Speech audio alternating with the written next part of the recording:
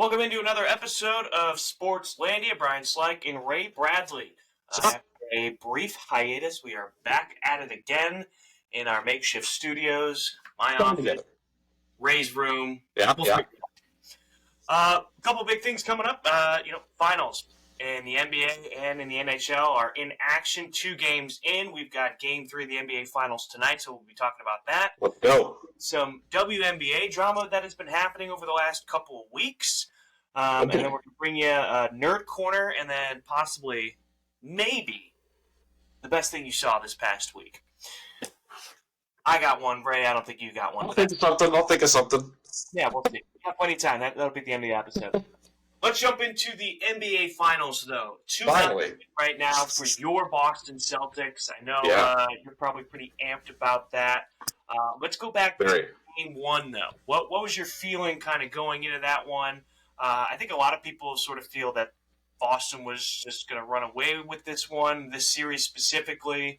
And Game 1, they sort of did do that. Kristaps was a big reason on why they ran away from that one. I know Dallas made it somewhat close late, within 8 points, if you want to call that close. But then Boston just continued what they were doing and ended up taking it away and winning Game 1. But your thoughts on Game 1, Ray? Yeah, man. I mean, it was the Kristaps game. Very quickly, it became the Kristaps game. He was incredible. He had the WWE entrance coming out of the gate, putting up on the jumbotron because he's not starting. He's coming back still, and it's kind of my first real experience heavily watching them with Kristaps because I didn't get to as much during the regular season with all the Blazers games, and they are pretty unstoppable when he's out there. It's like the final puzzle piece or the final Infinity Gem walks into Thanos' gauntlet, and it's like it all comes together. And offensively, they're pretty terrifying. Every guy can shoot. Almost every guy can switch and defend to some level. So it was pretty exciting. But yeah, coming in versus the narrative of Luka and Kyrie, the closers, and versus that's kind of the opposite of what that's been the issue for the Celtics. I'll say for a while is closing these games out sufficiently and shot selection and stuff, which I'm sure we'll get into. But it came out hot. Kristaps was electric and was just they're punishing mismatches. They were being patient with their offense. They were getting to where they wanted to go, and then Kristaps was just posting up little guys and hitting that little fadeaway on them.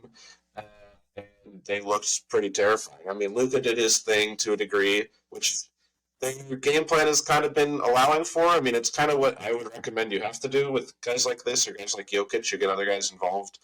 You just have to play them straight up and let them do what they're going to do. You can't, that's kind of, as soon as Minnesota in the last round started sending doubles at Luka, it's like now you're in a lot of trouble because now the ball's moving, you're finding open guys, they're getting threes for the other guys on the Mavs who can't quite get their own shot. But if you're spoon feeding him an open three like a Derek Jones, he'll make a decent amount. At least he was last round. But yeah, they came out hot and just kind of punched him in the mouth. And Kyrie wasn't really able to do much because this Celtics team has just so many guys to guard Kyrie with. Like, I'm similar with Luka, although it's kind of our main scorers on offense with Jalen and Tatum. So you want to be a little more careful with that. But I mean, they can throw Drew and Derek White at Kyrie all day. So he's kind of in a tough spot this entire series. And I mean, that continued to Game 2 for him as well. He didn't play well in either game, really. Game 2 kind of became the Drew Holiday game, I would say,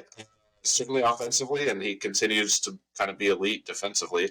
But Tatum hasn't really had good scoring nights and had a really bad shooting night in Game 2, but just kept driving and kicking, and that kind of led to everybody else's offense. And I mean, Drew ended up with 20 points, and he was like 9 of 9 in the paint. So it was just like little drop-offs.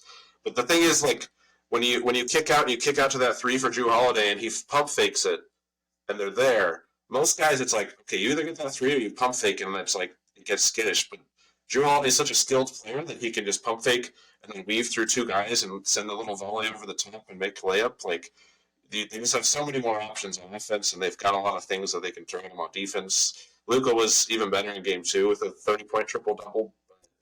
It's like, you can live with that. If you let him do that, I mean, you can almost live with the 40-point from him. But you can't let the other guys do it, and Kyrie is now win-12 since stepping on our logo. So, maybe something to think about. Yeah, now it sits back to Dallas, and Kristaps kind of tweaked something. Do you have the name of the injury? It is like one of I don't even want to butcher it. Like, something I've never heard of. All I've heard is it's very rare. But so he is day to day. So maybe he still kind of has a similar role and can come off the bench and play 15 minutes. Maybe he's not out there at all. It's possible. So I want to say I think at least the way they've been playing and the people that they have, I still think they should be able to close this out. A torn medial retinaculum. Retinaculum? I don't see. I don't know. I don't know. So I had one, and it's like it allows a dislocation of the posterior tibialis tendon in the left leg. Sure, so not good. And, big guys, big tall, skinny guys. Basketball. Anything below the waist with those big guys starts to scare you pretty quickly. So I'll say that in game one though, we've known Kristaps for years now, but I felt like I haven't seen that play from him since he was on the Knicks. I certainly haven't. No. He's been dealing with injuries. It's been unfortunate. His time in Dallas wasn't all that great, but that first year or two when he was in New York and they were calling him the unicorn and he was doing all these amazing things, I thought he did all of that in game one, and that's why it became a couple of his chase down blocks as well. Yeah. He was all over the place. And he instantly became the X factor in that game. So it'll be interesting to see how different the defense is and how they play with him not on the court. Now, we've seen it during the regular season, but I feel like the playoffs is a different beast. We saw it in portions because I believe he was played in the first series and then missed 10 games. Yeah. Right? I think he basically just played in the first round a little bit. And then not much from then. So this team with Al is 85% of what it is without Kristaps. It's they can still do a lot of things.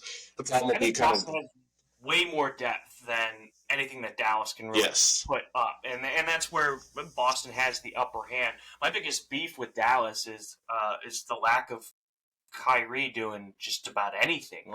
You can't have these two stars and only one star show up consistently in Luka.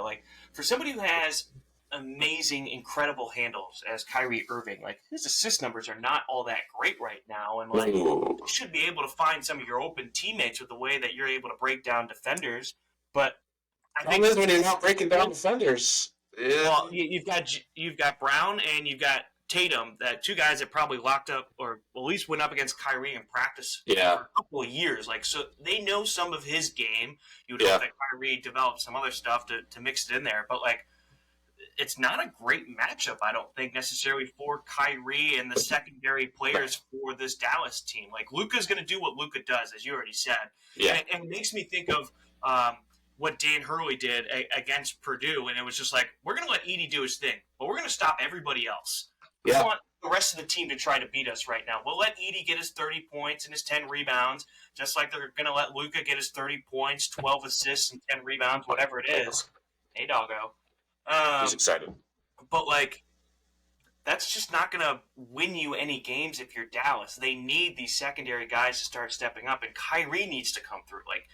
If he's unable to score, Dallas is not going to win a single game in this. And I honestly believe this is already Boston's series. I may be not really going out on a limb on that one, but it's just at this point, it certainly feels that way. Especially since the game 2 was the game. Dallas needed to win that one. The Celtics shot horrible from 3 the whole night. Tatum wasn't getting anything going as far as shooting, and it's that was the game they absolutely had to get. And that leads me back to Tatum. Tatum still found a way to be effective without scoring the ball, though. His rebounding has been huge. His assisting. Find an open man and kick it to him, where it's Kyrie isn't necessarily doing that. If you were, and the other thing is I believe the stat was, outside of Luka, the Mavs are 2 for 19 from behind the 3-point line. Atrocious. Luka's the only Mav with multiple 3-pointers in the series. And the 3-point line is huge. The 3-point line is now in the NBA. That is a point of emphasis for offenses. That's huge. And Luka can only do so much. I'm sort of baffled by that. Rick Carlisle hasn't done anything to sort of mix things up offensively. Not Carlisle, Kidd. Or Kidd, excuse me. Carlisle. Yeah. The thing that Jason Kidd did try to do, he went to the Phil Jackson mental game after game one when at the press conference he tried to be like Jason Tatum's actually their best player and like get in their heads. It's like, dude, if you're pulling that up after game one, that reeks of desperation. Yeah. Saying you don't have any on the court moves, you're already going off the court. Like, oh boy, I don't know. Yeah, it's a horrible matchup series for Kyrie because. Like when they came into this, a lot of the media talking about is Luka Kyrie maybe one of the best backcourts in the history of the game. Right now. And I think what they run into is potentially one of the best defensive backcourts in the history of the NBA. Like with Derek White and Drew Holiday, all the plays that they make, all the the connecting tissue stuff that they do. There were a couple possessions in game two where I think it was game two where Drew Holiday stopped somebody bringing the ball up. It's Luka, and he was trying to get him. He didn't want the 8-second violation, so he tried to throw it over the top. Derek White jumped in front of the guy, saved it back in bounds to Drew Holiday, who then gets the ball back and just nails the three in transition. It's like there's so much additive points there and defensive stuff that those two guys are doing. And Derek White, every game will get some insane block against a guy who's like a head and a half taller than him. Like he's kind of one of the best blocking guards I can remember seeing. Like it's kind of crazy. Doesn't even seem like a real line. Best blocking guards. And then they started showing some highlights on Twitter the last couple of days of like all his big blocks, and it's like, yeah, this guy gets up, and it's like they're guys that are centers, power forwards, much bigger than him, and he's like, I got no problem. I mean, that was maybe the biggest play in game two was his chase down block with Jaylen Brown to get the ball back late in the game. So those two are they're just so good, and even if they don't have those guys to throw, Kyrie, he's got possessions against Tatum and Jaylen. Jaylen locked him up in one possession where he ended in a travel. Like, they actually, Kyrie's kind of like, I don't know if it's dealing with the crowd, which he said, oh, I thought you guys would be louder after game one, or if it's playing his former team or what. But there was multiple travel violations that he was getting. Like, he was losing the ball on his handle. Straight losing the ball. Like, and it's like Kyrie and his handles. So it was he was certainly a little off, and he was certainly affected by the matchups. We'll see what it's like at home for them. But the problem is, I was wondering about these Celtics playing at home. They usually underperform at home and they're better on the road. So they might get a better kind of production out of them tonight. And we've still yet to have a good scoring game from Tatum. So I think if that happens, they're already terrified of him and trying to build up, and he's kicking it out. If he's not scoring as well as kicking it out, I don't know what answer they have. I really don't. Is there a weakness in this Boston team that you see that maybe Dallas can get one at home during the series? I think their depth is the one place with Kristaps out that their depth isn't as good is the front court, is their big guys. Like, if it's Luke Cornett. Lively and the front court for Dallas might be able to do something. I mean, those guys have so little confidence, especially after the first two games. Like, Derek Lively has been an afterthought. PJ Washington has probably been their second or third best player, and then Derek Jones has been not been able to hit. He seemed to play a bigger role the last couple of series. PJ Washington, I'm talking about. Yeah, he played a much bigger role the last in the Western Conference Finals and in the semis as well. Yeah, because he was always the one there. Because they would send the doubles and then they would kick it out and he'd have open threes. Celtics aren't sending any doubles, so they don't really have those same opportunities. Maybe not the opening is what I would guess. But yeah, because the problem would be we're going to start now and then it's like, okay, is it Luke Cornett coming in for 15 minutes? That is, you can definitely dice him up in some pick and rolls and kind of attack that matchup. Is it Brissett coming in at power forward? They're going to have to move some things around, so maybe some Tatum small ball center. I don't know, but that might be a thing. And then I would have said like the fact that this team just is so in love with the three ball that they're going to have a night where they don't hit them, and that's when you beat them. But they already did that, and they won that game by 8 points pretty handily. So I honestly I don't know, and honestly. I'm starting to feel pretty good. Obviously, it's 2-0. It's the finals. You're right there. But the thing that they were talking about in the broadcast last night as well, or not last night, but last game, was just kind of the intensity that the Celtics are bringing to it. After losing against the Warriors, they're just not taking anything for granted. They're not wasting any possessions, and they're not as afraid or whatever they may have been at that moment. So I don't know what the move is for Dallas. I mean, even honestly, Kyrie has to score almost 30 points because even without the 3-pointer, which kind of tilts things in the Celtics' way, you basically need 60 points from Luka, Kyrie, and then 40-ish from the other guys. And you're not even getting to that 60 with those two right now. Luka's going to get 30 to 40, but Kyrie can't get past 25 right now. He's not even really, I think he's getting closer to 16 in the first two games, so that's just not going to work. Granted, this is almost 8 years difference now that I'm thinking about it, but like, it doesn't seem to have that same, I guess, I don't want to say killer instinct, but just the way he played the game, like, it's different than when he was in Cleveland when they won that one final. Yes. Like, he just doesn't seem like the same person where, you know, he wanted to attack guys. He wanted to get downhill. He wanted to go up against you, and you're just not really seeing that this time around. And I don't know if it's because, you know, in Cleveland you still had your three with Love as like a 2B, C, whatever you wanted. Then you had LeBron James. But, like, you know, in Dallas, I get that it's Luka's team, but I'm not seeing any initiative from Kyrie to just try to take over, I guess. I don't know. I'd love to hear your opinion. Yeah, I don't know if he's too deferential to him, or that's a better word for it. Or if he's just not as efficient, because even with those Cavs years where LeBron would throw it over to him and be like, "Do your thing for 3-4 possessions," and he would get buckets for that. But I mean, the big thing is this is just a horrible matchup for him. I gotta say, like, Drew Holiday is the worst possible defender that he wants to see, I would imagine. Thank you again, Blazers and Bucks, for just letting us have him for nothing. That was great. Big fan. Yeah. Here's my LeBron. Yeah, so it's just, I don't know, like, he can do that against some of these other matchups. It's a little easier. I still think a bit of it, I think there's a bit of a Celtics thing in his head. I don't know if it's, I don't exactly know, but it just feels like he's not trying to kill or trying to murder, or he feels content with how things ended or something.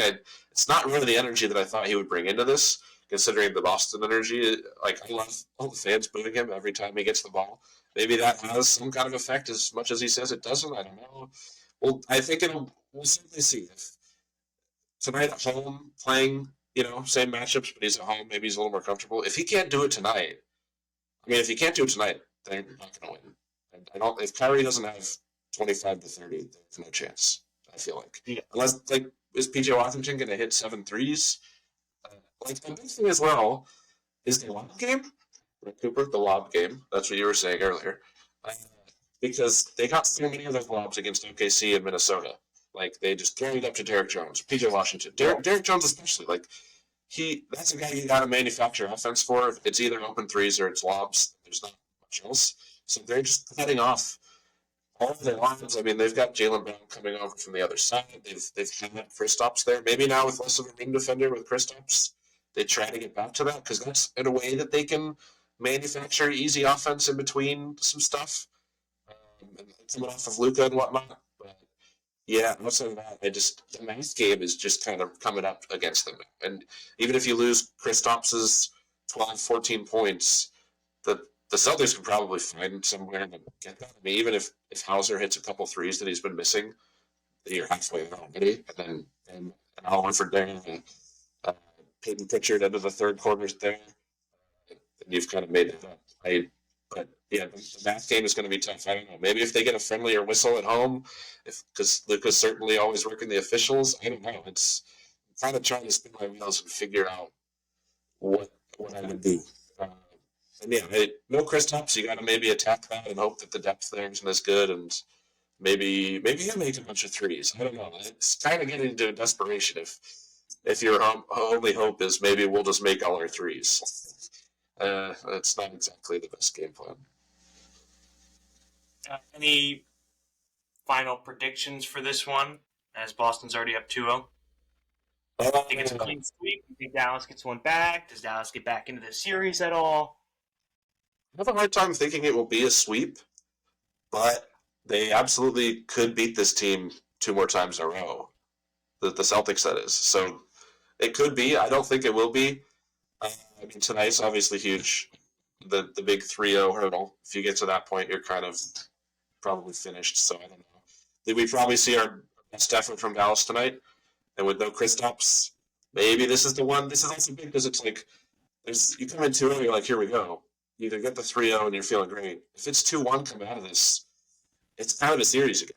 Like we're yeah, exactly. I will say it's going to be hard for Dallas. Would they have to win 4 out of 5 now? A couple of those on the Celtics court. Yeah. So I think that ultimately is going to hurt them. I mean, if there's no Kristaps the rest of the series, I still think the Celtics can finish this. They absolutely have the ability, and we have not even seen a good Tatum game yet. So that's what I'm curious. If tonight's the good Tatum game or the good Kyrie game, I feel like that will maybe decide it. Maybe we'll get both, and it'll just be a shootout. But I'm thinking I'm leaning towards Celtics in 5 now. I have to say. Yeah, I was leaning towards Celtics in 5 as well. Maybe if I wanted to be somewhat optimistic, I still have Celtics in 6 at the very latest, and even that seems sort of distant to me. Yeah, I feel like how the first 2 games have gone, and Dallas hasn't necessarily responded back with a punch yet from the Celtics, and I think the Mavs either get this one tonight, or it's done. Or they are down 3-0 and they get that one because the Celtics let up a bit, and then they lose back in Boston. That's certainly how I would like it to go. I know we're getting, maybe you want to win on the home court, huh? That'd be great. That'd be great. I just want to win. I don't care at all. Never been anybody in the ass before. Never been any team in the ass before. Never. I just want to win. We're so close, and I love this team, and they've been together trying so long that it would be great. Who do you think? Well, right now, and then maybe at the end of it, what do you think for Finals MVP? Because it's not nobody's. Like I said, Tatum has not played well, and then the game 1 was kind of Kristaps. Game 2 is kind of Drew. Then both of those, Jaylen Brown played very, very well. So it's like. Yeah, I was leaning towards Brown than anything right now. It's kind of hard to give a full Finals MVP off of 2 games. Like usually after 3, you can get like a better feel for it. But yeah, I'd probably lean towards Brown at the moment because I think he's just been the most consistent and leading the way for the Celtics. Outside of, I think Tatum Brown are like co-favorites right now for MVP, which is like kind of perfect. Weird. I think it's kind of weird to think about because it's like Tatum is only. He hasn't been one-sided. Like he's scored, but he hasn't been as dominant as we've seen him be before. No, and it's like I think that certainly the discourse of the NBA, if the guy's not scoring well, I guess a lot of people are just like he's playing bad. And it's like, well, his rebounding has been huge, his facilitating has been good, and his defense has been solid.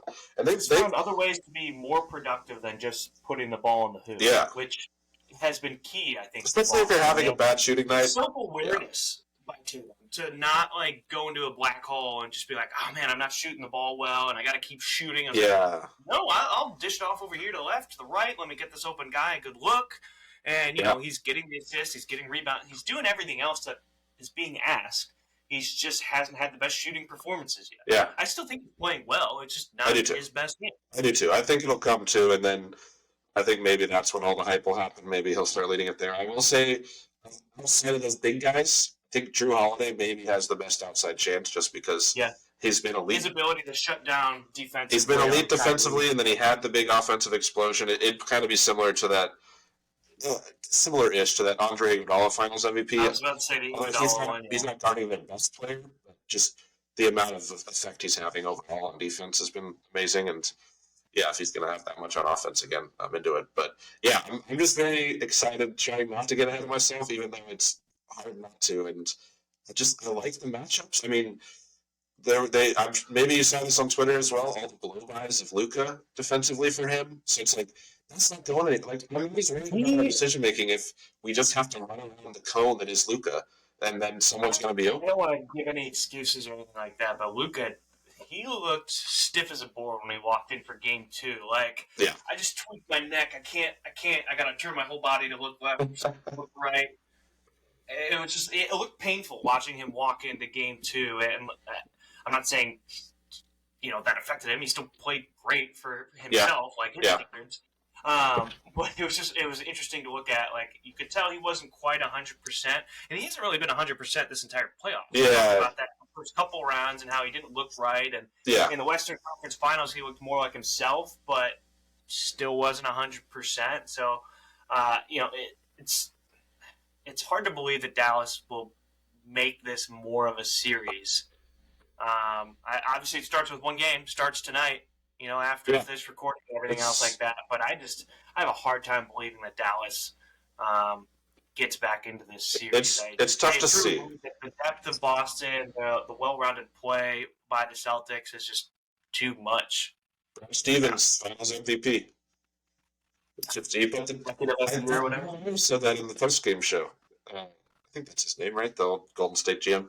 He was like, Brad Stevens should be the Finals MVP for putting this team together. And I was like, kind of like, yeah, I mean, that is the, like, people are obsessed with the fact that it's like, it's not going to be the best player winning the series or winning the finals. It's like, yeah, this team is incredible. Like, everyone in the starting five is like an elite. You could almost make the argument, an elite defender, an elite three-point shooter, and are all interchangeable, like, as far as changing on defense. So, I mean, what else do you want outside of that? It's pretty hard to beat. And then, like you said, they've got depth. The Kristaps is kind of like a bonus sprinkle on top X factor right now. Like, they got through the whole East for most of the playoffs. You get back to the finals. You're like, okay, this is a nice additional piece we got here. It's tough that he got hurt because for a bit there, that's kind of the ideal. That was always what I wanted to do with Gronk. Was like, hey, bud, go ahead and take a break until like week 15. We don't even want you to play any games. We just want you to be ready when the playoffs come around. We can beat the fucking Bills and the Dolphins in week 7 without you. We'll be fine. Just be there at the end because that's when we need you. And they never ended up quite going that far with it, obviously. That's kind of how I feel about Kristaps. It's like, just put him in shrink wrap, put him over there, and then just be there for the finals. And honestly, maybe just being there for game 1 and 2 is enough. Like, his game 1 impact was huge, and he was still doing a lot in game 2. So if they're able to close out from here, that might be enough for him. And I'm happy. We'll see where it's going. It feels like it's leading Boston's way just based on the math and the matchups and stuff. But Luka's a freak, and maybe we'll miss even more threes. I don't know. We'll see. We'll figure that one out. NHL Finals. Yeah, let me break it down for you, Brian. So we have Tell me about that puck. Edmonton Oilers playing the Florida Panthers, and the Panthers are up 2-0. Good job. Did you read the headline this morning? I think I saw it on Twitter on accident, maybe. Yeah. I just saw something that was like, both of them are 2-0. I was like, oh, okay. So what's going on here? Was Florida at home for those two? Yeah. So playoff Bob has been playing out of his mind. Playoff Bob. Okay. Who's Bobrovsky is the goalie for the Panthers. Set the stage here. Who's the favorite? What's going on? What was that? Set the stage here. Who's the favorite? What's going on? I think Florida beat my Bruins, right? What'd you say? Florida beat the Bruins, is that right? That was last year. Oh, I thought, who'd we lose to this year? I don't remember who you guys lost. I'm really derailing it. Okay. It was like a month and a half. I had too many things going on. Anyways, it's kind of a split bag. I think Florida has a good team, but I think a lot of people were putting their money on Edmonton with Connor McDavid, Leon Draisaitl. Their goalie, I believe his last name is Skinner, but he's been playing out of his mind leading up to this point. And honestly, Bobrovsky, I think the stat was he's like the first goalie to have a shutout in Game 1 of the Stanley Cup Finals in the modern era. Wow. In the modern era. In Game 1 specifically. Somewhat of a niche stat, excuse me. 1970 or something? Something like that. All right. Yeah. Anyways, but he played out of his mind. I had a chance to watch Game 1, and it was all Oilers. I mean, they dominated the puck. They were in Florida's zone. I believe they tripled their shots compared to Florida, and they still ended up losing 3-0. Wow. Yeah, they were down 1-0 real early. Florida was playing pretty defensively for the most part. Oilers kept dumping it into the zone, could not get possession to really get quality shots off. They did have a few of them, don't get me wrong, but sure, you're trying to dump the puck in and get possession behind their defense, and you're not necessarily setting up your offense the best way. And so the Oilers struggled. They've dominated this year in both penalty kill and power play. Their power play has been bupkis this series. I believe they're 0-6. And they were tops in the league this entire regular season because they've got some of the best players, and yet Florida's done a terrific job of neutralizing those guys, killing the penalty, and staying alive. A lot of it is playoff Bob doing his thing in the net. But their goalie just super OP? Like, is he just great? It's funny. So last year, he really struggled during the regular season. He got a nice contract. Played decently well, and then he was replaced, and then that goalie got hurt just before the playoffs, and then Bobrovsky was put back in, and he actually ended up going on a run, and Florida went to the Stanley Cup final last year, but then ended up losing, and so this year they're back in it for the second straight year, and Bobrovsky the goalie the entire time, and a lot of people are pressing right now. Canada's trying to win their first Stanley Cup in 30-plus years. Yeah. And so this is Edmonton's chance to do it. They were in it, I believe it was back in 2006 when they played the Carolina Hurricanes. They might lose to a team from Florida, too. Right. That's got to hurt. It's not a great scene setter. And the fact that there's already down numbers in youth hockey in Canada, so it's just like you're already losing the pipeline that you've had for the last 30 years, excuse me. I'm 30 decades. That's a long years. time. That's a lot of time. But so you're starting to see some of this change right now. Hockey's becoming more popular in the United States, and so you're getting some of these better players now. And yeah, so for these Canadian fans, I don't think the Maple Leafs are necessarily cheering for the Oilers, but you'd like to see a Canadian team win the Stanley Cup for the first time in 30-plus years. And 30 years just doesn't seem right. Yeah. Right? It seems so wrong. But the Oilers just have not been able to put it together. They lost 4-1. It was 1-1 going into the final period of Game 2. Whoa. They were set up perfectly to try to get a goal, get a lead, and hold on to it. But Florida just peppered them. Scored 3 more goals in Game 2, in period 3 of Game 2, and they ended up winning 4-1. So right now, Florida's driver's seat. They're going back to Edmonton, though, so I guarantee you that's going to be a loud crowd. They're going to get into it. A loud crowd. But Florida's. I don't want to say they're going to be unfazed by it, but this is a team that means business. They made it here last year. They realized how hard it was to win the Stanley Cup, and they're locked in right now. Tkachuk is playing great as well for the Panthers. Middle school friend of Jason Tatum. You should know this. Oh, I should know this. I don't. You know this. I should. There's a viral video on Twitter of those two talking about each other. I don't know. I saw it a couple weeks ago. But it's both of them in middle school, and Tatum's like, this is the reason why I came here is for guys like Matthew. And he's talking about Matthew Tkachuk. Interesting. And like some of these other people. Yeah, I'll have to show you that video. Interesting. But Stanley Cup right now is really just leaning towards Florida. I do see if Edmonton gets a win here tonight, I could certainly see them tying it up 2 games apiece, in the next couple of games. And so it really depends on how they handle their business at home today. I don't want to lean too much into, home ice advantage or anything like that, but I think there's going to be a special energy, I would say, up in Edmonton for this type of game. For Edmonton to be back in the finals for the first time since 2006, but to have a Canadian team in the finals and trying to win it too. I think there's always that extra motivating factor. Absolutely. Or, fans' edge, if you want to call it that, to get into these games. Would you say there's more? Because I think especially this year in the NBA that the home court advantage is kind of not mattered really that much, or it's gotten less and less and less. Is it in hockey? Is it? I feel like it would be very, very pronounced almost because is that the case? How much home ice advantage would you say there has been this year? I think it varies from place to place. Like each fan base sort of has its own quirk to it, if that makes sense. I don't think I necessarily feel that as much in basketball. And so, I think home ice certainly does play a factor in hockey more than in basketball, but I don't think that's going to be a deciding factor by any means. Okay. Just a big factor. Yeah. Well, I think there is an element to where getting the fans behind you and feeling that crowd gets you a bit more energized, but I don't think that's game changer type of energy or anything like that, but there is a sense of pride playing at home in front of your own team. It is Stanley Cup Finals after all, so there's going to be a little bit to it. Yeah.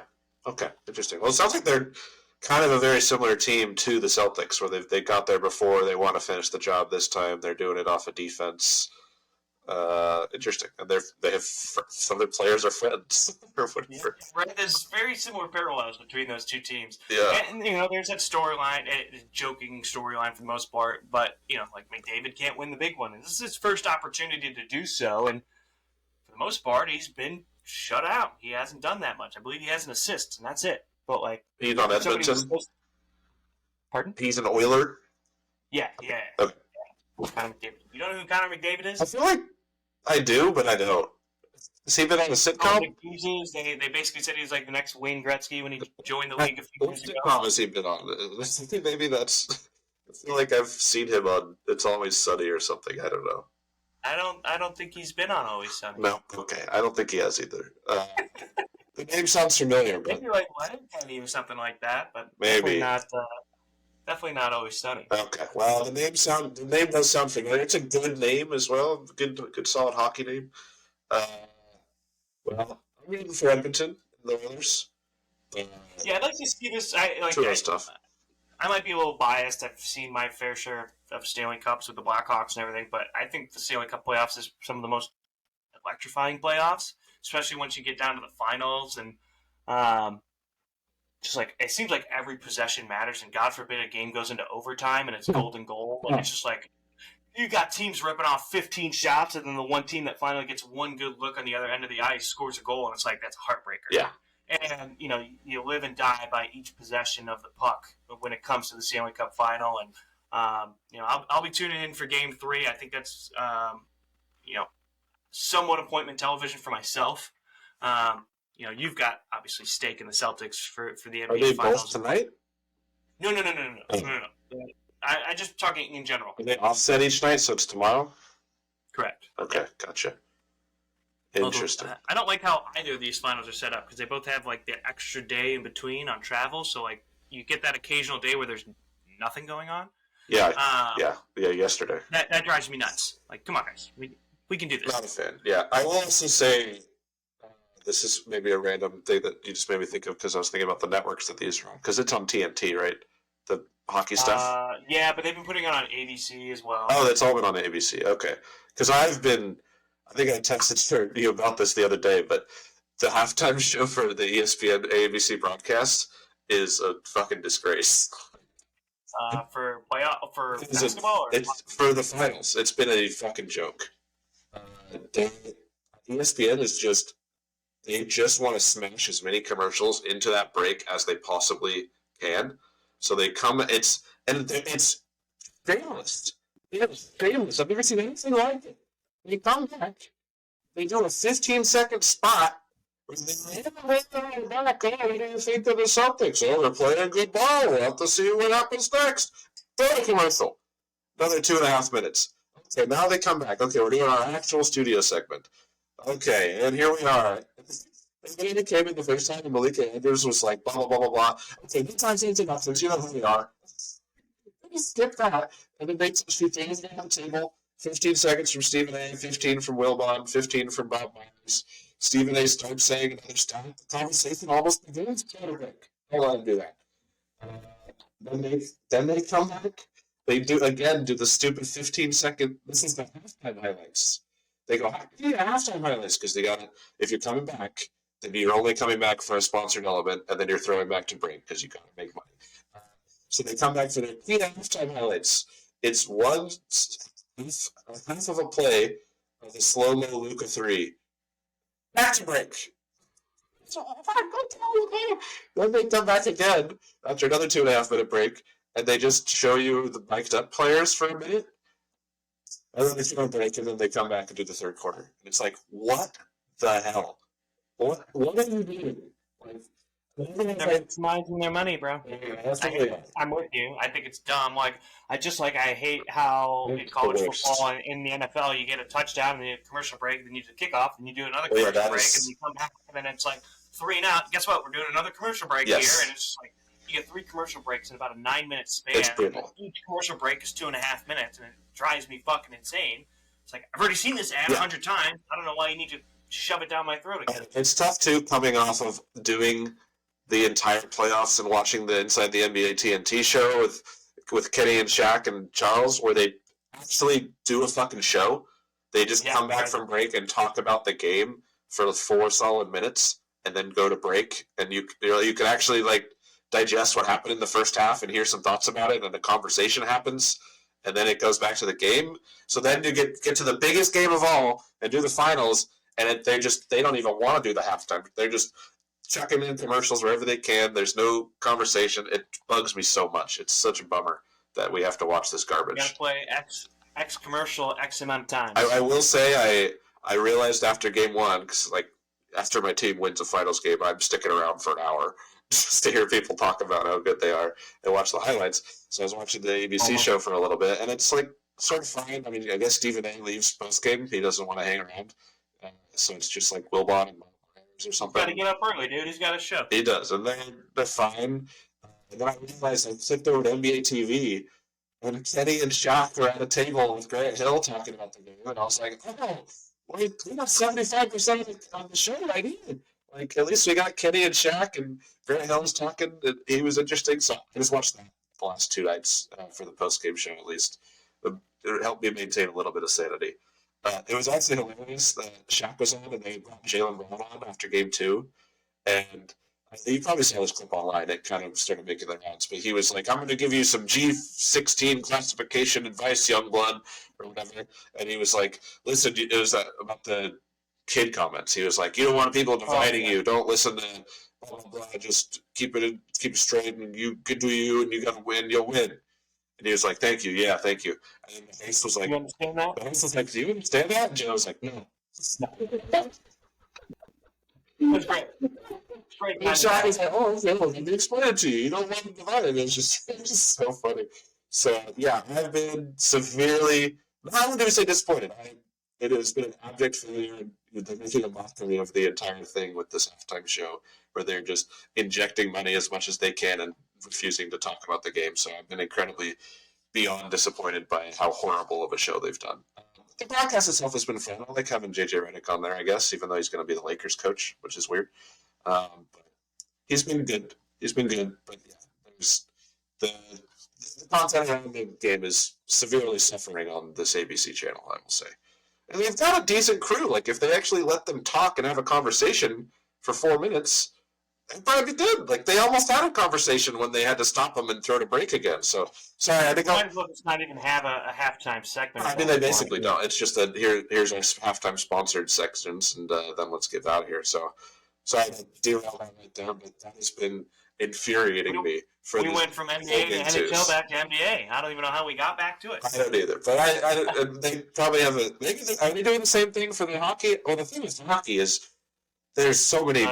There's 2 20-minute halftime periods, so they probably have too much time to talk about. If anything, they can't do that really. Yeah, but they've got entertaining personalities on there. Like Wayne Gretzky's on there, Paul Bissonnette's on there. Okay. Usually they've had, oh my gosh, why am I blanking on his name? Used to be the goalie for the Rangers. Yeah, it was weird that the big hitter player was Josh Hart. And I was like, cool. He's never made it past the second round. Yeah. I think he has. I don't remember.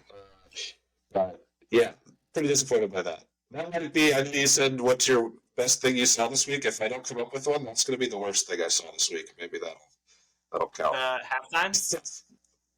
That's fair. You can have the worst, I'll have the best. Yeah, okay. This justifies the amount of time I spent on that derailment, so that's good.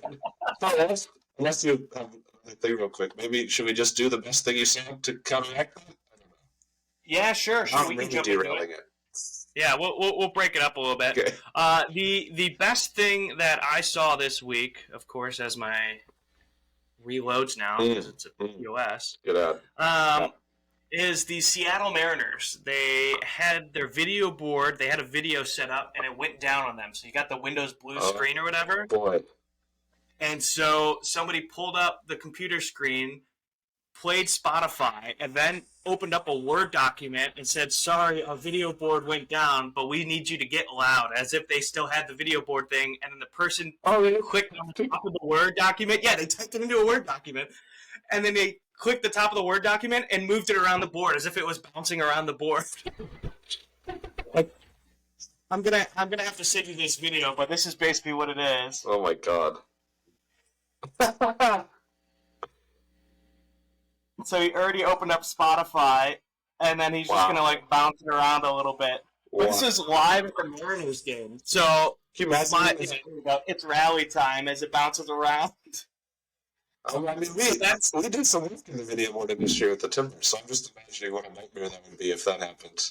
Right. So that was my the best thing that I saw was making the best of a bad situation and creating a fun moment, at least at the ballpark. So kudos to the video board people for the Seattle Mariners for adjusting on the fly and having a good time with it. Because there's certainly many people out there that probably would have freaked out and wouldn't know what to do in that instance. And that was probably the best thing that I saw this week. What's funny is that's probably the most viewed thing that's ever been on that video board. Especially now that it's gone viral and whatnot. Probably. So that's my one or my best thing that I saw this week. Nice. There was evened it out. Some what was that? Evened it out after my rant. Yeah, I kept mine a little short and simple. We'll work on that one going forward.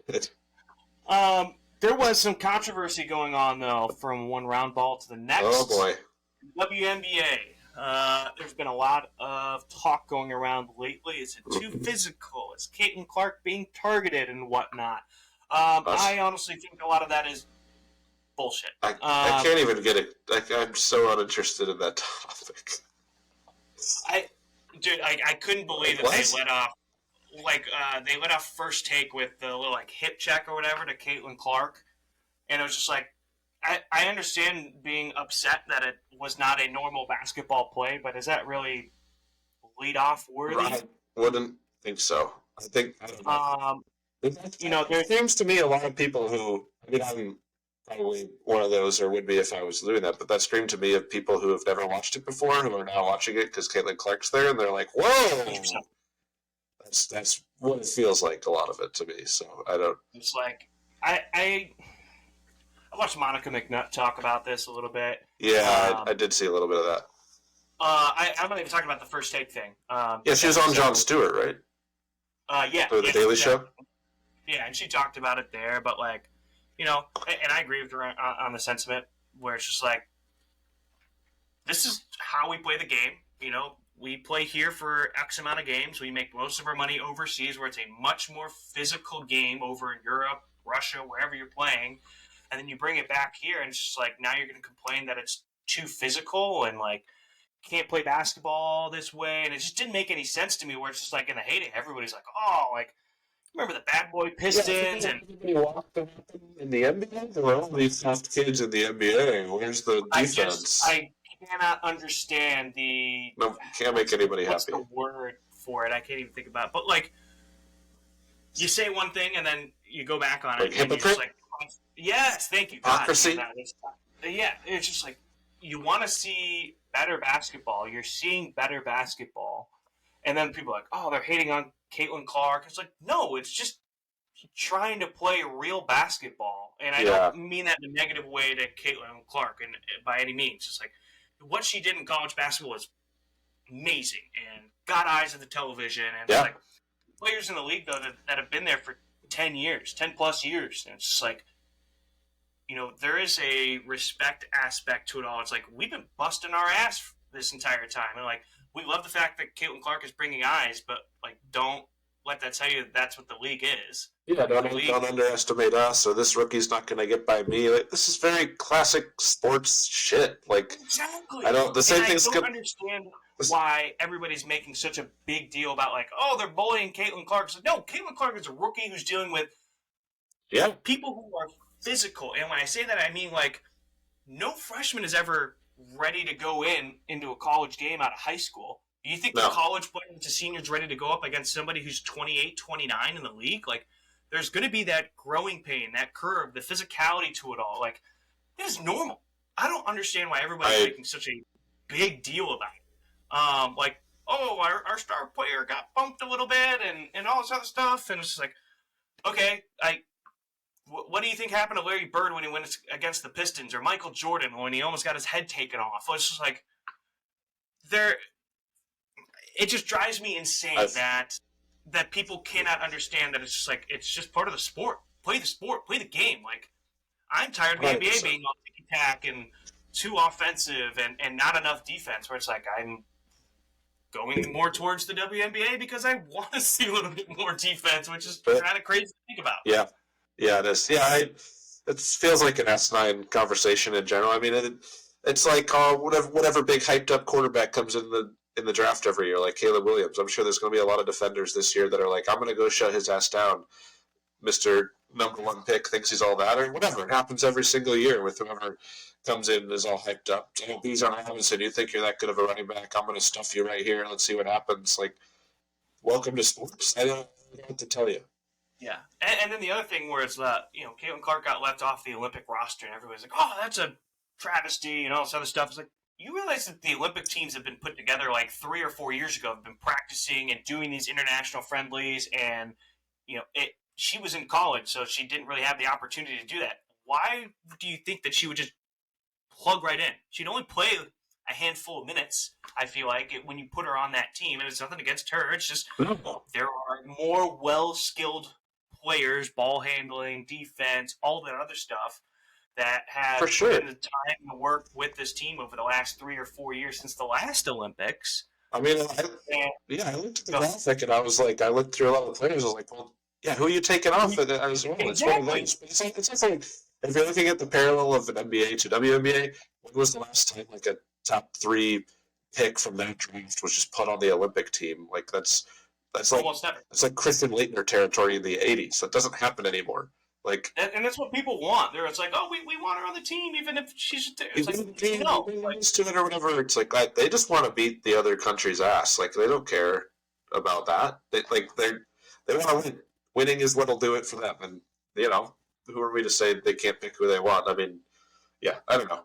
That seems equally silly. Just 2 very different viewpoints on how the game of basketball should be played and understood when it's coming to this specific topic of WNBA, and it's like, it's driving me nuts. It's also interesting. I feel like it's more so like her popularity or fame is kind of beyond her skill within her sport right now. Maybe I don't know if I said that exactly right, but she has so much more fame on her than is justified for what she's done within her own league. It obviously is carried over from the previous college stuff that she's brought in, but it's like she hasn't gotten to that level where she's proven herself in that exact league. So it's like Tebow or something. You have a lot of, not similar in the sense that you have like a way bigger fan base that is really justified for your actual play right here, right now.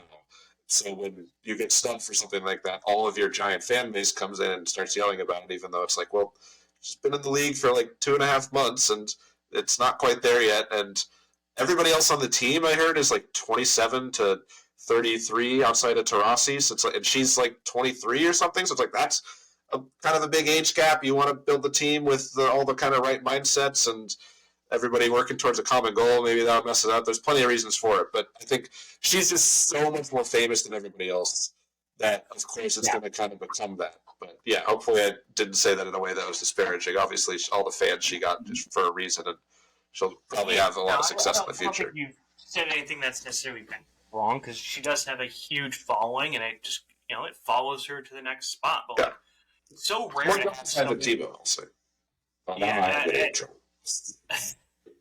It's hard to justify or say that you watch a player come into their first year and just dominate. Like, that doesn't really happen.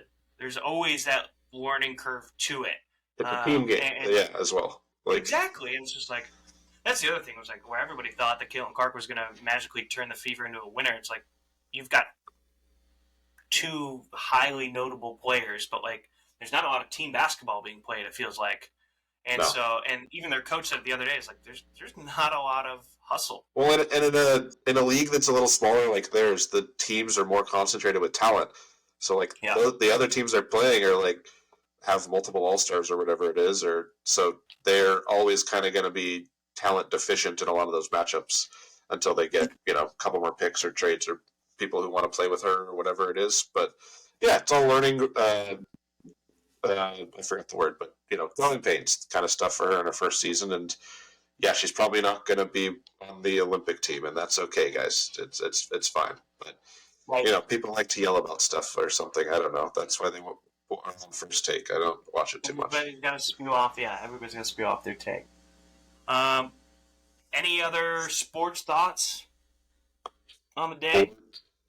Haven't really paid much attention to baseball. Both the Chicago teams are atrocious right now. Yeah, I mean, there was a lot of re-signings of receivers and stuff in the NFL, but that doesn't really change anything. But yeah, Justin Jefferson got a lot of money. Christian McCaffrey got a lot of money in extension and is on the Madden cover, I guess, which I guess you can't put. They just announced that yesterday. Don't want to put Lamar on it again, I guess, even though he's the MVP, whatever. So that's cool. Stroud, whatever. No, they're just hoping the Madden curse finally comes through against Christian McCaffrey, where it's like he's just not so productive this year. Instead of 2,000, it'll be like 1,800 all-purpose yards. Yeah, he did have a pretty incredible season, I guess. But maybe they could have gone like the crazy route and done like Taylor Swift and Travis Kelce hugging after the Super Bowl or something, and done the Swiftie edition, and then it would have been on First Take. They might have been yelling about it. That's what they want. And the funny part is, people would buy that just to burn it, and then EA would just be like, "Fine, you already bought it. I don't care." Yeah, take the Bud Light controversy with the 12-pack of Bud Light. It's like, yeah, you already bought that, my guy. I don't know if you're exactly thinking this through. Yeah. Oh my gosh. Yeah. Some people are so dumb like that. I think there's too much other major stuff going on. It seems like thankfully there have been no injuries in the NFL world during their. No. I will say, I guess. Although Aaron Rodgers, now that I think about it, Aaron Rodgers just said he wasn't going to go to the mandatory OTAs anymore. He's like, I'd rather be someplace else. Well, that's the most Aaron Rodgers thing that I think I could have heard. Yeah, I believe it. Like, you're coming off an Achilles injury. You're saying you don't want to be in the building to work with your team? Got to work through other stuff, I don't know. I thought we were talking about sports, so we're not talking about Aaron Rodgers. Is he not in sports? Oh, I'm sorry. It doesn't sound like it. I don't know where. He's not at the facility. Almost host of Jeopardy? Sorry. Sure. Yeah. The almost vice president for that worm guy or whatever? Yeah, whatever that was. I called him that worm guy. That's fun. The worm guy. I guess the only other thing real quick, I guess, is I saw this morning while we're waking up, but Jerry West passed away. The logo. Logo, 86. Yeah. Pretty incredible career. And from player to executive, I think he's in the Hall of Fame twice as a player and as an executive. But he's been around the game the entire time. It's crazy to kind of think that he's gone, actually. And yeah, so one of the greats of all time, even though he's a Laker. Tough to see that kind of that era, that era of players is all kind of starting to come up now with Bill Russell and those. So. Yeah, it's not going to be a pleasant time, I feel like, over the next 5 years. I saw right after the old guard. Yeah. Right after that, I saw a quote from, I think it was Bob Cousy. And it was like, I'm 95 years old, I'm hanging on there, and all I want to see is the 18th banner for the Celtics. So hopefully we can put that up for him in the next couple days, and he can see it. You win the banner, and then he's like, all right, I can die now. Like, you don't want that. That's the worst thing. Well, that's not the worst thing. No, then he changes it. He goes, now I need to see the 19th banner, and that's what keeps him going. That would be fun. I gotta see the 19th banner now, guys. The worst thing would be I have to say the worst thing. The worst thing would be we lose, and then he loses. That would be bad. And it breaks his heart. Yeah, we don't need that. Let's just hope that we win and can do it for him. Going for 18. Going for 18. Yeah. All right, let's move over to the part that everybody's clamoring for, the Nerd Corner section show. Oh, yeah. My Nerd Corner strictly involves movies. Oh, good. Raiders of the Lost Ark was released on this date 43 years ago. That is banger. Up there as one of a personal favorite movie of mine, and I'm sure there's a lot of people who feel that way about Raiders of the Lost Ark. It's one of my 10 out of 10s, absolutely. Yeah, it's the first of the Indiana Jones installment. just the iconic scenes, the opening scene of the boulder following the big him, boulder, or the right before that when he puts the sand in the trophy with it, or even the shooting the guy. Yeah, like just great scenes overall. So yeah, that movie came out 43 years ago today. Great movie. My other part of the movie nerd corner for me is Pixar. Pete Docter says that Pixar has no interest in making any live action remakes of their films. Thank God. Thank God. Well, hopefully Daddy Disney doesn't say different. Friend of trying to make live action movies from animated flicks that Disney used to do. Like, I don't understand how you would do some of that stuff in live action. Like, a lot of what Pixar does really lives in the animated world. And like, it was like, a lot of this stuff we couldn't really do, or there wouldn't be a point, or I don't know. Hopefully Big Daddy Disney doesn't come down and say, actually, this is what you're doing because it makes us money now. So go over to the Lion King studio and make Finding Nemo for us. And call up your favorite celebrities and James Corden. Let's get going. So hopefully, God, that doesn't happen. A lot of those movies are obviously fantastic in their own way, and are most of them specifically, like you said, needed to be animated to work. And yeah, the thing I said before we started recording is like most of these. Specifically, obviously all the Disney remakes are just pure cash grabs because they didn't want to come up with like real ideas or anything, so they just redid the old ideas.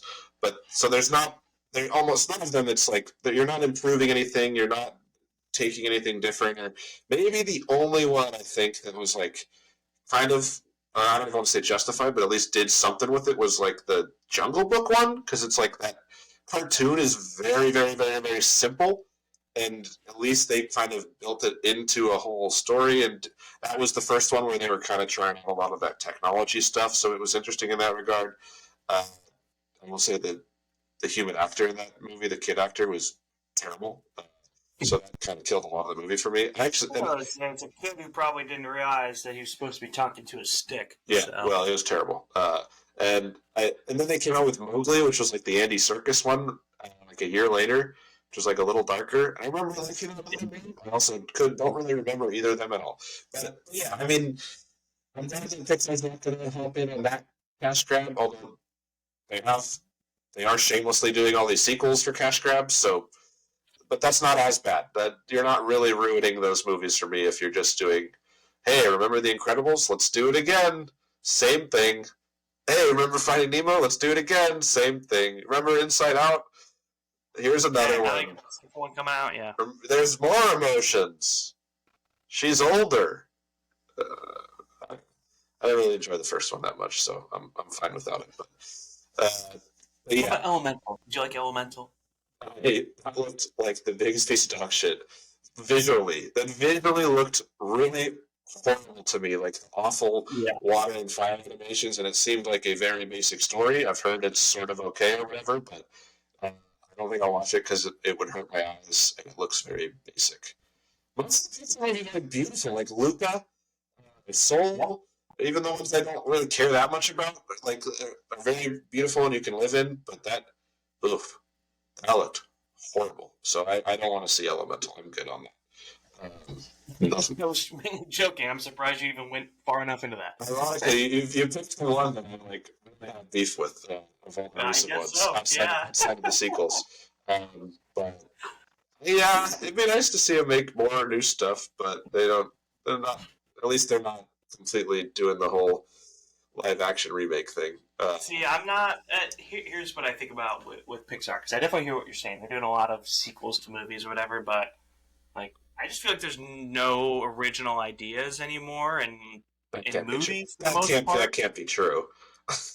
Well, to a degree, I guess. Yeah, but what I mean is like a truly authentic original script, not based off a book or previous movie or like I just don't see a whole bunch of that, and I might be in the minority in saying that or whatever. Maybe you see more of it, but like for me, it's always they some type of book adaptation. It's something along those lines where like Pixar, outside of making the sequel, Finding Dory or whatever, but like Finding Nemo was its own thing, and The Incredibles was those were original stories to start off. They weren't doing it off of like a scripted source. At least I don't think they were. They didn't. Yeah, I mean, no, they weren't. yeah, things like Wall-E or Up are like very unique individual stories that obviously have like parallels and themes from other things. That's the thing of like time has gone on so long and all the things that we've created, of course. Stuff like there's what's the old adage? There's like basically 6 kinds of stories or something, and that's it. There are more original versions of those than you're putting 2 on the end of it, or what's that popular book that's out right now? Let's make that. Hey, let's make another Harry Potter series of movies, right, guys? That'd be fun. Let's do Lord of the Rings again, because those movies have aged horribly. Obviously, just cash grabs, but what you gonna do? Mm-hmm. Late stage capitalism. What you gonna do? I mean, so here, my nerd corner, also a movie. I guess we'll see how original of a movie you would say it is. I went and saw Furiosa, a Mad Max saga. So, obviously, I would say it's telling its own story in a way. Like, I mean, it's in its own world, but you're telling a different story to it. Like, it's not. You're not remaking a Furiosa. Not adapting something. Yeah, it's telling its own kind of stuff. Exactly. Interesting. Well, yeah. I mean, now we're. I'm really gonna derail from that thing I just started saying, but because you made me think of the adaptation stuff. I mean, I think what we're getting into now is the age of. What we're clearly seeing is the age of video game adaptations. We're starting to get a couple of good ones with Fallout, with Last of Us. Now a lot of them are going to start coming down the pipeline, and maybe that'll be our version of because original ideas for the next 5 years. Because it's just be like, well, let's just check. Let's do Ghost of Tsushima or whatever. Let's do it. I guess they already did a Ratchet and Clank movie. That was back, the animated one. Wasn't very good. They did? Yeah, it wasn't very good. It was fun though. Yeah, I don't know what my part was there, but I think it was a good one. But yeah, I don't know. So I saw Furiosa. Prequel. Very heavy prequel to Mad Max Fury Road, possibly the best movie of the 2010s, possibly the best action movie ever made. Might be my favorite movie ever made. I think it might. I rewatched it before this, and I was just like, I ended up watching it like twice because I love that movie. That's the Charlize Theron. Yeah. Right? Yes. Yeah. So she's sort of one of the things I love about the movie is there's sort of like 3 dueling main characters in that, or protagonists, with Charlize Theron, Furiosa, Mad Max, Tom Hardy, and then Nicholas Hoult plays like or whatever, the weird war boy, who kind of goes on an adventure with them and actually has like a total complete arc as well.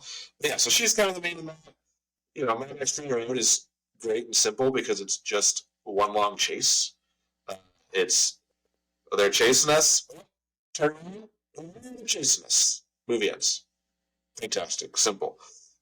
This one is not obviously structured like that at all. It's kind of more of like a long-term, it's like a Ben-Hur or a Spartacus or something. Those contemporary references from the 1950s that I just made. Long, epic, year-spanning kind of things that tell like a long story in a lot of different places, a lot of world building. So it's very different from Fury Road. Obviously, a lot of similarities. Still George Miller. There was one kind of like very similar Fury Road action sequence on the road with some people attacking them and some things happening and different reveals and whatnot. Might have been like my favorite. I mean, that's probably gonna be my favorite action scene of the year. Maybe probably the best moment of the movie.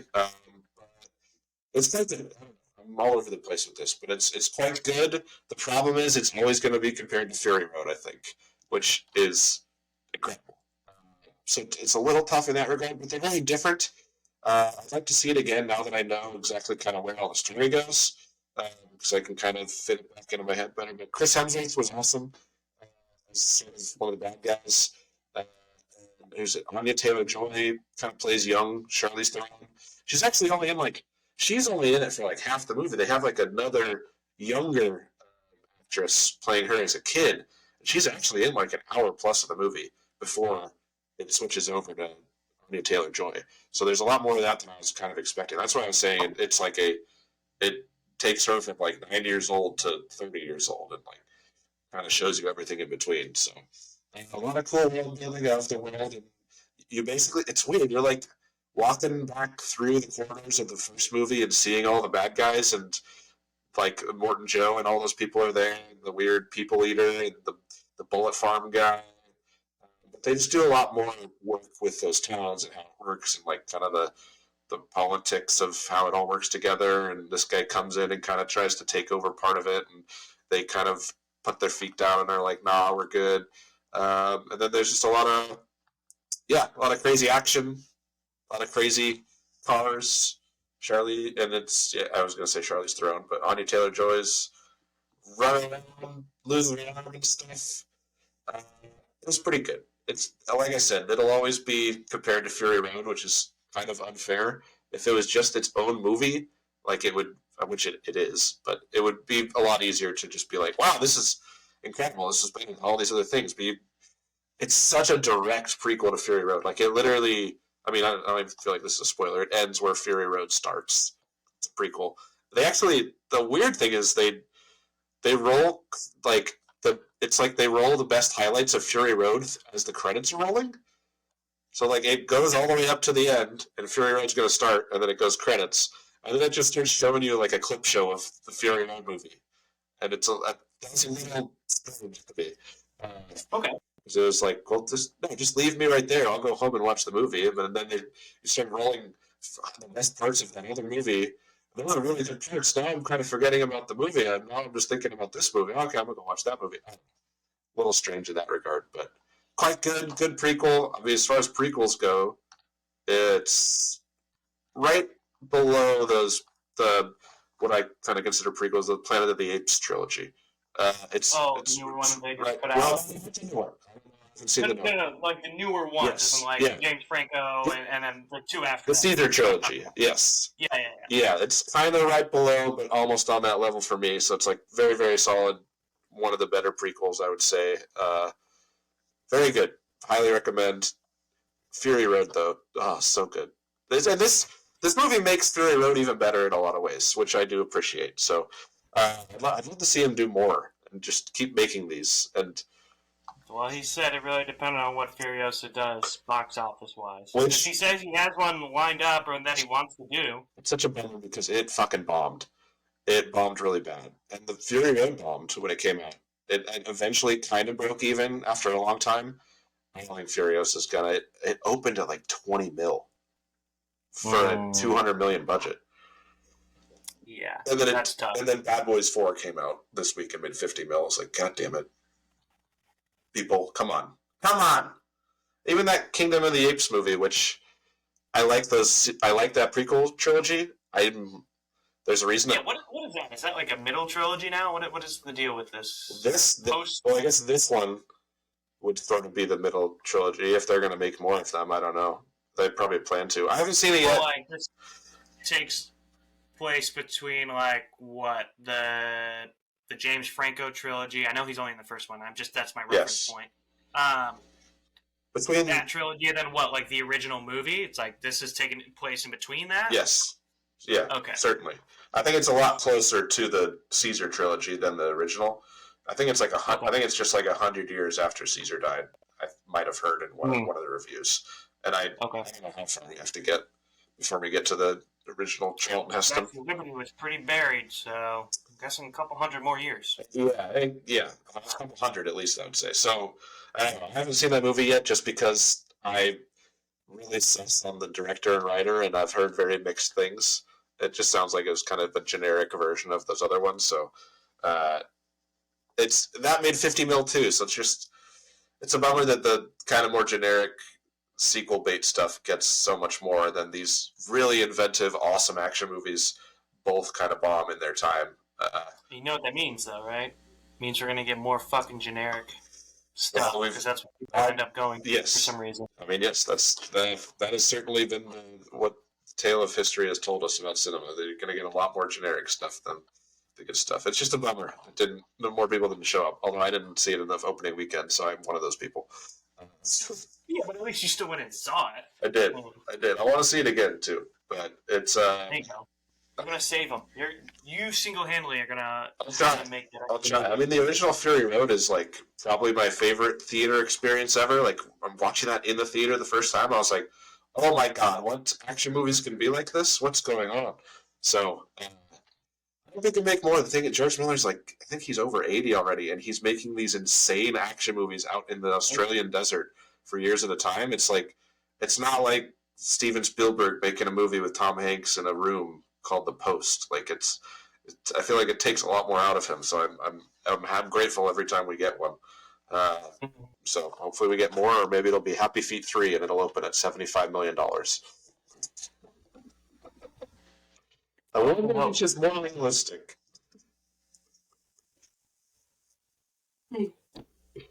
Anyways, that's all I have for today's episode. I don't know what you were thinking. Do you have anything else you want to chit-chat about? That's the big ones that I've got. I'm just nervously waiting for Game 3 and hoping that we make all our threes. You know. Yeah, dog days of summer, so sports is kind of bare, except for these next couple of weeks. Yeah. Both finals going on at the same time. Yeah, so. Well, that's going to get really bare. Right? A lot of baseball talk. I hope you're ready. Uh-huh. Yeah. We'll make some F1 in there, maybe. I don't know. We'll see. We'll see about that. All right, well, that wraps up this episode of Sportslandia. For Ray Bradley, I'm Brian Slank. Thank you for tuning in. We'll see you next time.